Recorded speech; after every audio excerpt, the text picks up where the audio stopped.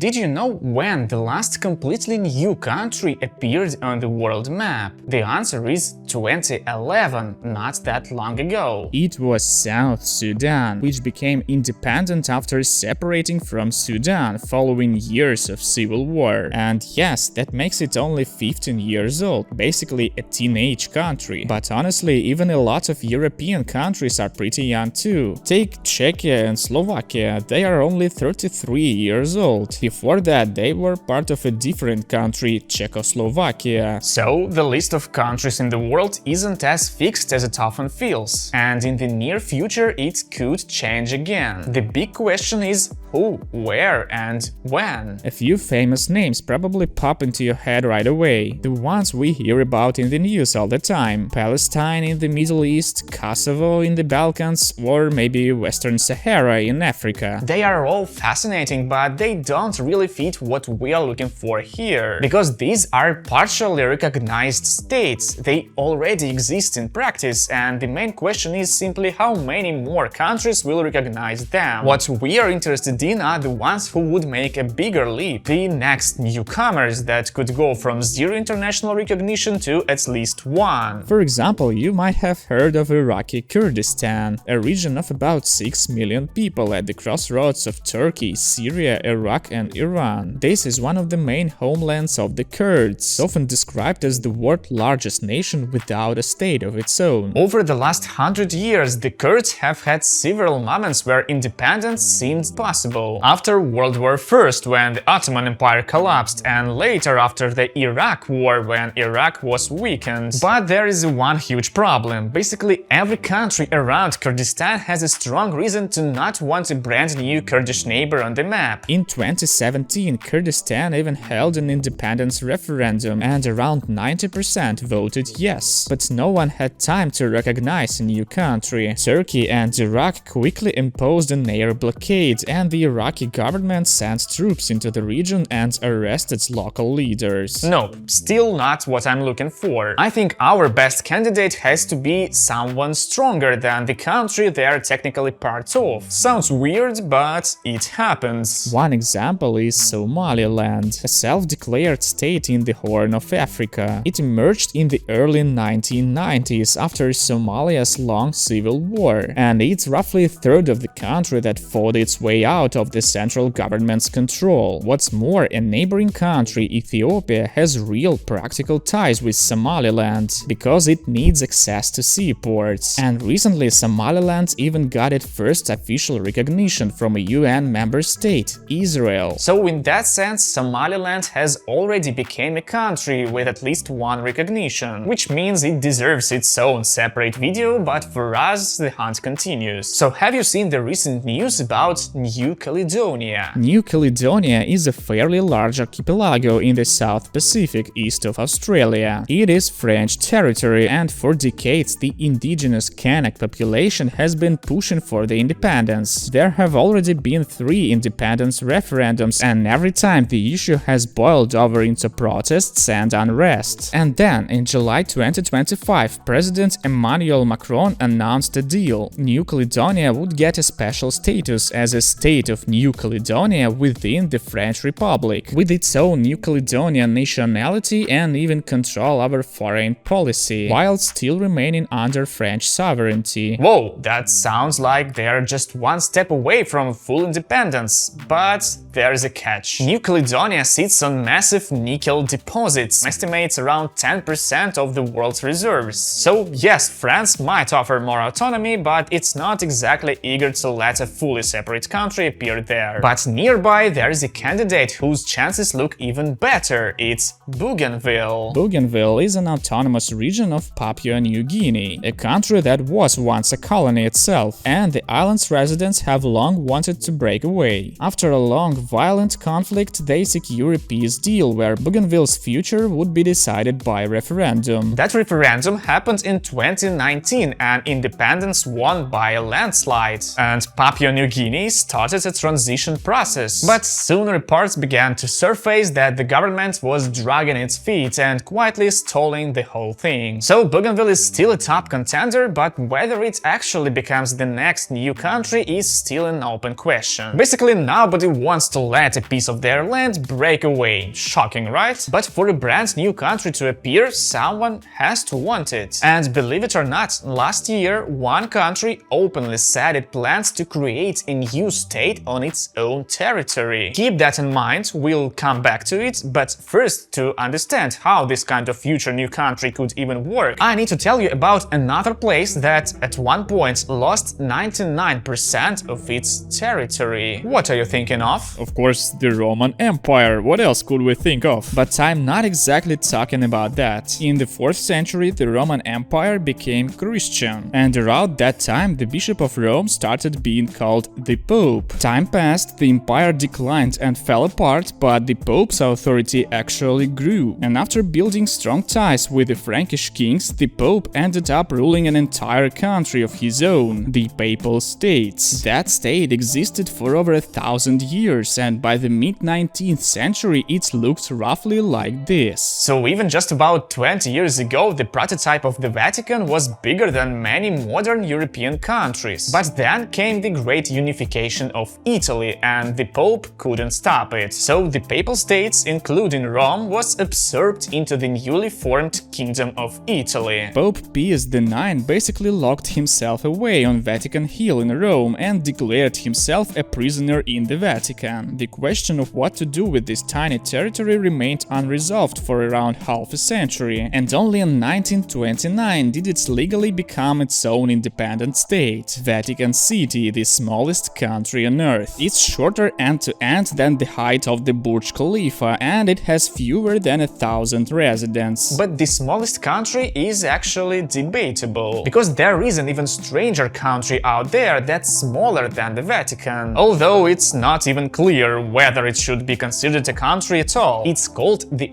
Order of Malta. It's one of the oldest knightly orders in the world, officially recognized in the early 12th century by, you guessed it, the Pope in Jerusalem. At first it was literally a hospital. Members cared for sick and wounded Christian pilgrims. But after the Crusaders took Jerusalem, the order turned into a religious military organization with the mission of defending Christians across the Holy Land. At some point, the Crusaders, including the Hospitallers, let's just say, messed up. They lost the Holy Land and left the Middle East, but the order itself didn't disappear. From the Levant, it moved first to the island of Rhodes in the Aegean Sea, but in the 16th century Rhodes fell too, and that's when the order finally relocated to Malta. Formally, the knights became vassals of Sicily and paid a symbolic tribute, basically one Maltese coin, but in practice they built something very close to an independent state. They constructed massive fortifications, founded a new capital, Valletta, and even protected Christian ships from pirates in the Mediterranean. Centuries later, when Napoleon captured Malta, the order had to look for a new refuge and eventually moved to Rome. Today it's a sovereign entity whose territory is basically just a single headquarters building, the Palazzo Malta in central Rome. And here's a fun detail, it's only about a 30-minute walk from the Vatican. There is even a famous keyhole nearby, where if you look through it you can supposedly see 3 countries at once: the Order of Malta, the Dome of St. Peter's Basilica in Vatican City, and Italy everywhere else. The order has also recently been granted the use of a full fortress on the island of Malta. But the Order of Malta's international status is more complicated than the Vatican's. Like the Vatican, it has observer status in the UN. It issues passports, has its own currency, and maintains diplomatic relations with many countries. But unlike the Vatican, it doesn't actually own sovereign territory. Not the land under its palace complex in Rome, and not the land under that fortress in Malta either. And without territory, almost the entire world refused to treat it as a full independent state. Almost, because 2 countries do, San Marino and Italy. And if at least one country recognizes you, then technically you have the status of a country, even without your own land. So why did I tell you all this about the Vatican and the Order of Malta? Because this is basically the recipe that can cook up the next new country. For power, we won't use today's military strength, we will use old historical power. Then we'll add one key fresh ingredient: serious religious status. And that's the part that matters most, because religious legitimacy can open open the right doors and even win over someone as influential as the leader of an existing, fully recognized country. And now it's finally time to introduce the main characters of this video, and they're called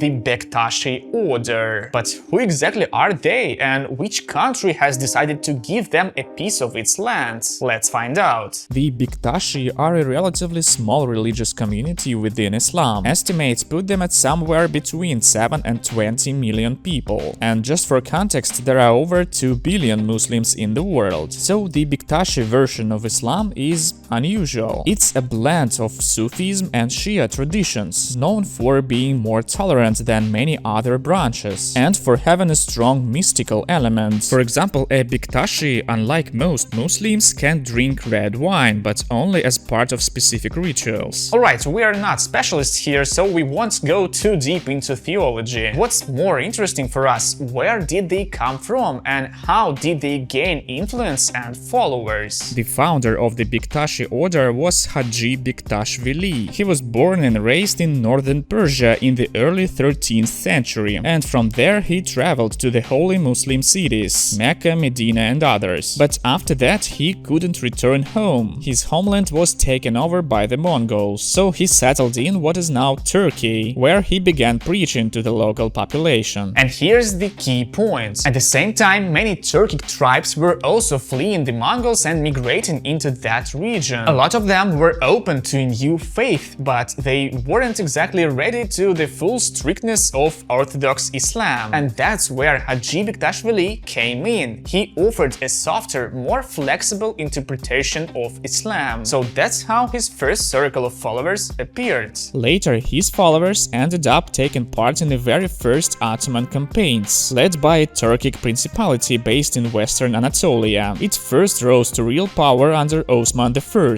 expanding into neighboring lands. And as the early Ottoman state grew, Bektashi influence spread with it. From the 13th to the 16th century, the Ottoman Empire exploded into a massive power. It took over the entire Black Sea coastline, parts of the Arabian Peninsula, almost all of North Africa, and a huge slice of Europe, basically most of the Balkans. And one reason this happened is that the Christian kingdoms in the region, Serbs, Bulgarians, Hungarians, failed to unite in time and stop the advances one force. Many ended up as Ottoman vassals, and people who didn't want to convert to Islam were pushed into paying much heavier taxes. And once again, the Bektashi version of Islam became a kind of softer alternative for many people in the Balkans. Around the same time, Bektashism also became tightly linked to the Janissaries, effectively their spiritual home. The Janissaries were the Ottoman Empire's elite military corps created in the 14th century. Bektashi members became something like regimental chaplains inside the Janissary ranks, and since the Janissaries were often recruited from Balkan families, that also helped Bektashi spread across the Balkans. At the same time, the Bektashi weren't outsiders inside the empire at all. Thanks to their connection with the Janissaries, they ended up close to the Ottoman elite. So does it mean that Turkey is the country that decided today to create a separate state for the Bektashi? Well, no, because at some point the Bektashi lost almost all of their influence inside the Ottoman Empire. It started with a series of political shake-ups in the 19th century, where the Janissaries, the most powerful and respectful part of the army, kept playing a major role. Eventually, one Sultan, Mahmud II, realized just how dangerous they'd become and decided to eliminate them. He deliberately baited them into a revolt that went badly, then crushed it brutally. And after that, the Janissaries basically disappeared as a force. And that was the first major blow to the Bektashi too. They were targeted as well. Some of them fled Turkey and settled in the Balkans, where local population were increasingly rising up against Ottoman rule. But the real turning point came right at the end of the 19th and the beginning of the 20th century. First, the Ottoman Empire was pushed out of the Balkans and the whole wave of new independent states appeared. Then it lost World War I and was replaced by the Turkish Republic led by Mustafa Kemal Atatürk, who quickly banned all Sufi orders, including the Bektashi. At that point, the entire order basically had to leave the country and find a new place for its headquarters. And they found it in Albania. Why there? A map explains everything. This map shows where the highest share of Muslims live across the Balkans. You can immediately see the biggest concentrations are in Bosnia, Kosovo and Albania. Now let's overlay a map from the 1920s, when the Bektashi were first to flee Turkey. As you can see, they realistically had only two places to relocate: Yugoslavia, which included Bosnia and Kosovo, or Albania. But in the first option, Muslims were not the majority overall, so the choice was pretty obvious: Albania, where the order was already fairly influential.